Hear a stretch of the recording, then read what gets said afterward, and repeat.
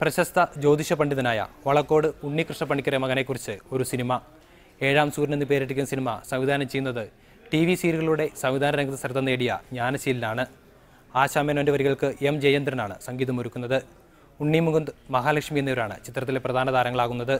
സായ്കുമാർ, സുരാജ് വഞ്ഞാറമൂട്, സലീംകുമാർ, ജഗതി ശ്രീകുമാർ, കൽപ്പന എന്നിവരാണ് ചിത്രത്തിലെ മറ്റ് താരങ്ങൾ. ചിത്രത്തിന്റെ പൂജ തൃശ്ശൂർ നടന്നു.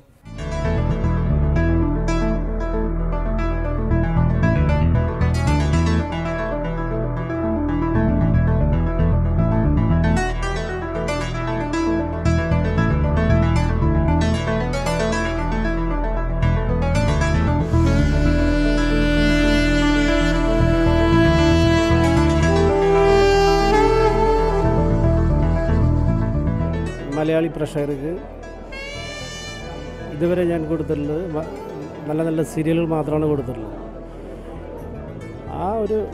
അതിൻ്റെ സീരിയലുകൾ ജനങ്ങൾ വളരെ നല്ല രീതിയിൽ സ്വീകരിച്ചിട്ടുമുണ്ട്. അപ്പോൾ ആ ഒരു മനസ്സിൻ്റെ ധൈര്യമാണ് എന്നെ സിനിമ ചെയ്യാൻ പ്രേരിപ്പിച്ചതും ആ ഒരു വികാരമാണ് എന്നെ ഈ നിലയിൽ എത്തിച്ചത്, ഇവിടേക്ക് എത്തിച്ചത്.